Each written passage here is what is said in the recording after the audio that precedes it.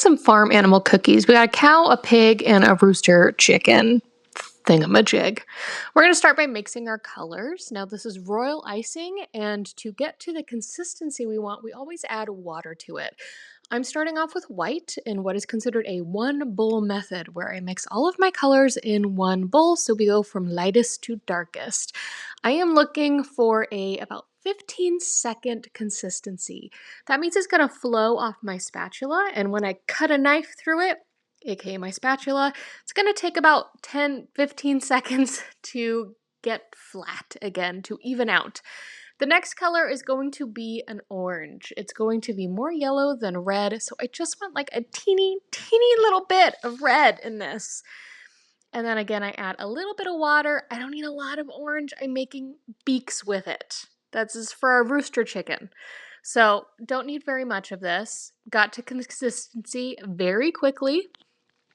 Just a little mix. And after I mix these colors, I'm going to bag them. I do not show that in this video. You can check out how to make royal icing, and I show how to bag the icing in that video. Next up is a light pink. It looks a little red. It's a light pink. And we're going to take most of that and bag it. Then we're going to make a dark pink, or more of a red in this case. And last up, we have black. Unlike all the other colors, we add a lot of black. Sometimes this can break your icing. We're not going to worry about it. I thought I added too much black. It was totally fine. I want to make sure it's all mixed in there, so then I can go bag it. Now let's set the stage for how we're going to decorate. I always set down a piece of parchment paper, my little turntable, paper towel scribe, my colors, grab my cookies. Now let's cut our piping bags open. I do a terrible job of showing this. I show this in every video, so if you really can't follow it here, check out another one. I cut straight across the piping bag, and then I turn it 90 degrees, flatten it out, and I cut again. I don't show any of this. Really terrible camera work. Should report that cameraman. It's me. And then I test it, and it's perfect, like always. Now, I'm going to talk quite a bit. I am showing the rest of these decorating videos in real time.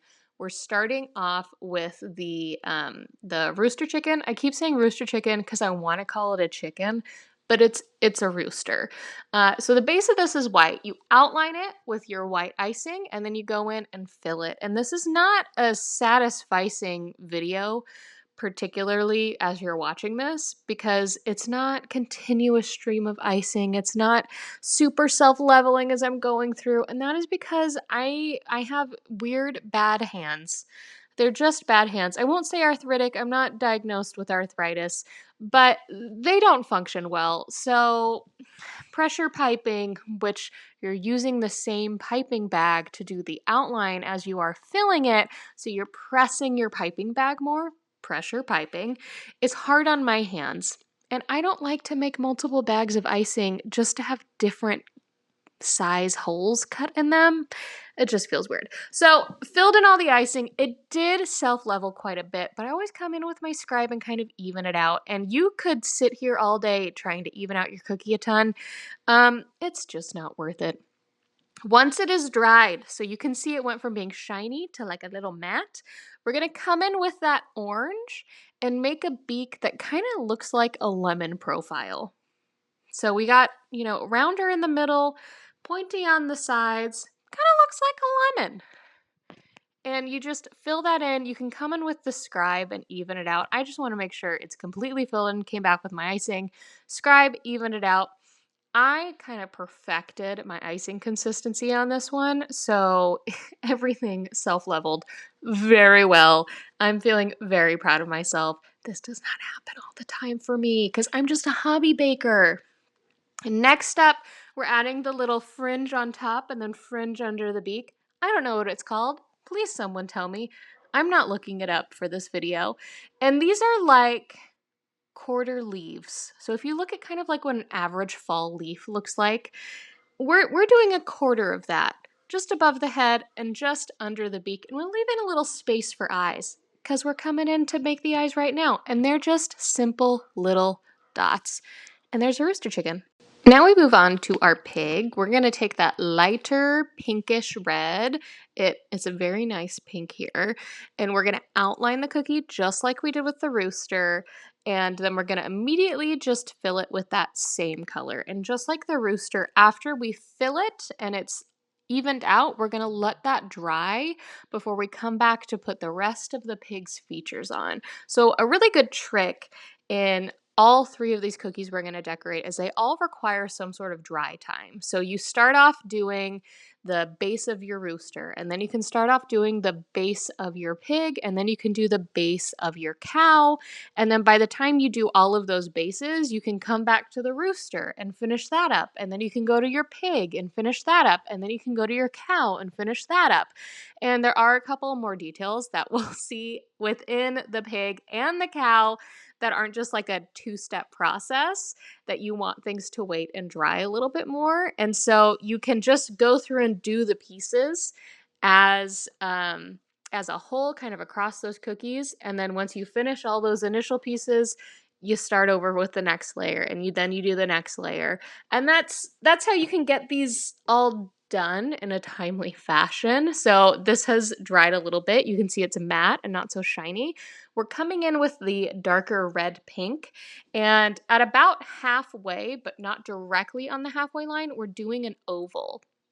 And then I'm flipping my pig over so that I can do 2 triangle ears. And I'm flipping it over because it just feels easier for me to do it this way. You do not have to flip your cookie over to put the ears on. And then I look at it from a normal angle, and they're not quite even. And I'm okay with that. Now, if they were drastically different, I might pipe them a little differently. But for now, I'm just going to fill them in. And then I'm going to take my scribe, and I'm just going to move the icing around to roughly where I want it, because they're not very different from each other. They're not that different that I need to just pipe on the ear completely differently. I can move the icing around with my scribe, and it looks good enough. Now it's dried a little bit more, so we're on the third step, and we're going to take the black and add 2 dots for the nose. And these are a little bit bigger than I would make the eye dots, but you do you, however you want to do your nose dots. And then I do 2 little dots for the eyes, just like we did for the rooster. And there we have our pig. Next up, we have the cow. We're coming in with that light pink that we used on the pig as well. I know it looks totally different in this. I was decorating these cookies in the evening, and so sunset kind of really threw off the coloring here. But it is the same pink as the pig. And you're going to do kind of a half circle. You're going to do a curved line, not even halfway through your cow, as you can see here. And you want to make sure you outline that in the cookie and the outline of the cookie, and then just fill it in. Like I said earlier, I really got my icing consistency really, really well done this time around. Watching this, I'm just like, man, I'm such a pro. This doesn't happen. You can refer to my last cookie set where I was too lazy to correct the icing, but I didn't like how it was functioning. For why I'm not a pro and I am a hobbyist. Once that is dry, just a little bit, it doesn't have to be perfectly dry, we're going to come in and just outline the rest of the cookie in white. And then the fun part comes in. I really thought this cow was going to be my favorite. I really enjoyed decorating it. It's just like a little bit more of a challenge than the rooster and the pig was, but not in an annoying way, in my opinion. So once we've outlined this cow, we're going to come in and add 3 splotchy black spots. And I am trying to put these in places whereas they will not block our future black eyes. You can see I'm kind of overlapping with the white outline. That's totally fine. It's really not a big deal. But I just want to make sure that anywhere I want the black splotch, I don't have the white kind of coming through. And again, I'm not putting it too far in the way of where I might want their eyes to be. And this is just a complete guesstimation. Guesstimation? Guesstimation, that's the actual right word. And there's no right or wrong way to do the splotches. I get a little close to where I might put the eye, but it's all good. Like I was saying, I really thought the cow was going to be my favorite. I still think they're so cute, but there's something about that rooster where I just think it's adorable. And it ended up being my favorite.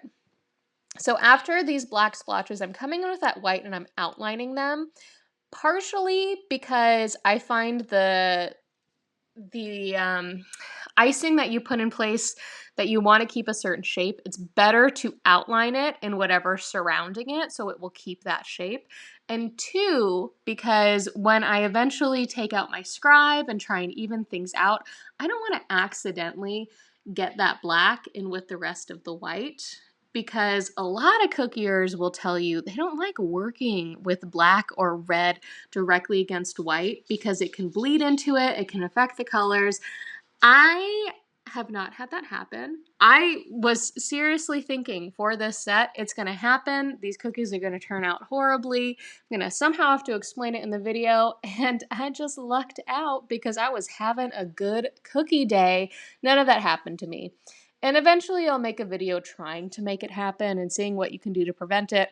We're not there yet, but when we are, I look forward to the challenge and the scientific method of trying to figure out how to prevent it for home bakers and cookiers alike. So you're just working, trying to fill all the empty space, and now I'm coming with my scribe because it can help me move the icing to those little nooks and crannies that I want it to be into. And I will say this cow is the only cookie that wasn't completely evenly flat at the end, and it's because we have these white and black parts of it that we're also trying to even out, and they're drying at slightly different levels. So they're a little bit drier. We're going to come in and add in the nose holes now. Nose holes, the nostrils, that's what those are called. And we're using the darker pink again from the pig. And we're just trying to do some larger nostrils on this cow. And next we're going to come in and just do 2 little dots for eyes, just above those nostrils, but on the white part. And then I'm going to grab the white icing, and just like I did the ears for the pig, I'm going to do kind of 2 triangles. I started this one face up. Who knows what I did next? Flipped it over. That just felt easier. It felt like I could make it more symmetrical if the cookie was flipped over.